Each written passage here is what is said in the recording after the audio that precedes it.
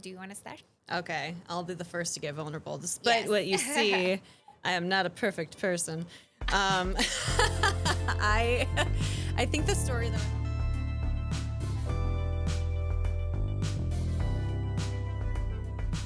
Hello, leaders, and welcome back to the LeadHer Lounge.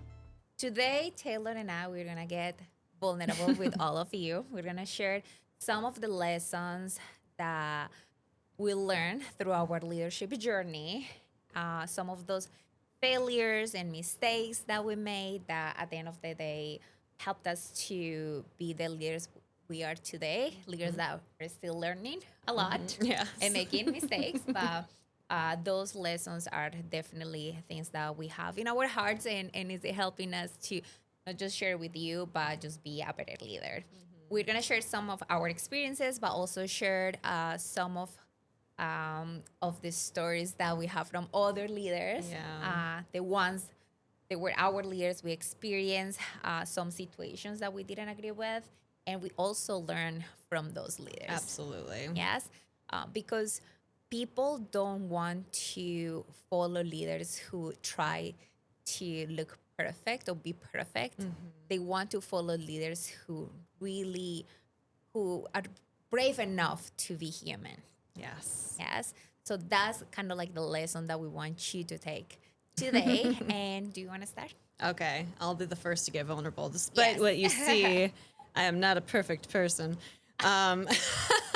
I think the story that I'm going to share, I've talked a lot about my retail background, and I think the more messy things that I've had have been leading in my 20s when I was in retail.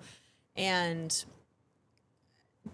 I don't have one specific story necessarily, but I do have like one overarching theme that I realized as I got older and as I went to different stores and worked with different people, that it wasn't really the best way to handle some feedback that I got. So we've shared before that I have had feedback that I'm too empathetic. And in retail, if you are a retail person or you have experience in retail, it can be a little cutthroat sometimes. And, the certain stores that you work at are very cliquey and all that stuff. So anyway, I struggled with being direct, and I did struggle with holding people accountable 100%. And I was a player's coach, and I loved to make people love me and like me. And I did not take into consideration that I wasn't holding them accountable and giving them any opportunity to grow or become better employees or better versions of themselves. So after getting that feedback so many times, I took the probably worst direction with it, and I became really direct. And when I would be upset with someone or angry with someone, I would let that show. And that's not really who I am, to be honest. Like, I'm not innately an angry person, but it was something that I felt like I needed to do because I was being told, you're too nice to people, Taylor. You can't let people have the day off all the time. And which is true. There's definitely validity to what these people are saying. I would definitely shoot myself in the foot one too many times because I was too nice. But instead of finding a healthy balance, like we talk about our three-legged stool here, with accountability, empathy, and authenticity, I was leaning really heavily into the empathy part, and then I leaned way too hard into the accountability part. And because that part isn't so natural to me, I was not leading like an authentic leader at all. I was very inconsistent. And a lot of my employees, my coworkers, they didn't know what they were going to get when they got me that day. Was I going to be like the nice, chill Taylor that everyone liked? Or was I going to be I'm irritated, I'm stressed, I'm letting everybody know that I have an attitude today, and if you rub me the wrong way, I'm going to snap at you. It just was obviously not the right way to go. So anyway, long story short, I ended up falling into a role at a store with a store manager. I was the assistant store manager at the time, who the store manager was so full of love. And that store was the most successful store in the entire district. And it was because this leader was so empathetic, but she cared and wanted to know what my goals were. She's like, do you want to be a store manager? Do you want to get into district management? Do you want to be a visual manager? Like what, which is what I was. But like she wanted to know what I wanted. And I never had that in retail. And she just cared so much. Like we would leave for the day at work and we would say, okay, love you, bye. Like I never did that anywhere else. And it felt so natural and it felt like I was home and I felt like, oh my God, I can be a loving, empathetic leader. And when I left there, I ended up going into our corporate job with the one we had her on the show. Renee Harmon was my direct leader at that time, and it's the same thing. I was like, wow, there are really good leaders that are very empathetic, but they also understand that coaching is caring and that they're not doing me any favors by being directly angry with me or upset or short with me or anyone for that matter. But it was just that was something that I leaned too heavily into, had really bad interactions with employees, lost a lot of trust doing that. But I feel like I found my way back to finding a balance and learning that there's a balance. So yes, that is my story of failure. There's many more, but that's the one that's the overarching theme that I'll share today. Yes, I'm glad that you have another leader that show you that being empathetic was a good thing, right? And that you can be empathetic while you're holding people accountable. But you do need that balance because we talked about empathy a lot in this show, but we want to make sure that you balance this out with accountability, which is necessary because when you hold people accountable, it means that you know what they need to succeed as well. Quick pause, leaders. Here's a leadership development resource courtesy of Monarch Coaching. The Monarch Leadership Program isn't just another training. It's a full transformation for leadership teams. Through our proven blend of emotional intelligence, communication, and culture-focused development, we help teams build stronger trust, alignment, and connection from the inside out. And here is the thing, lasting change often starts with one leader who's brave enough to advocate for it. If that sounds like you, your voice could be what brings this kind of growth to your entire organization.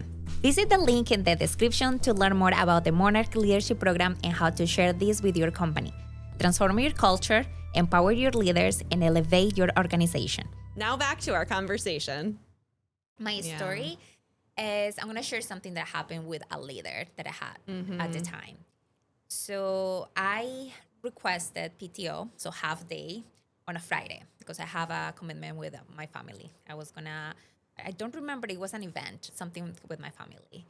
And she said, cool. I requested that a week before the event. When the Friday arrived, we were so busy. We have 2 team members that didn't come to work. And we were overwhelmed with a lot of work. Like we were very, very busy. And it was Friday. We needed to end all the projects and all the tasks before we leave. I felt really bad to leave, but I had a commitment. And I gave as much as I could. And then I approached my leader and say, hey, I gotta go now. Just so you know, I just wanted to let you know. She didn't look at me. She looked overwhelmed and upset. She didn't look at me. She's like, I guess so. And that's it. Just I guess so. She didn't yell at me. She didn't say a bad word, but I felt awful. I was like, and I was like, what again? Maybe I didn't hear it. Maybe I didn't understand what I said. Yes, I guess so. If you have to, you have to. And I was like, I didn't say anything. I left. That honestly ruined the whole day. The whole day, pretty much the weekend, I felt awful. I felt like I wasn't a team player. I felt that I made her angry. And probably some of you are like, why do you take that personal? She was overwhelmed. It is what it is.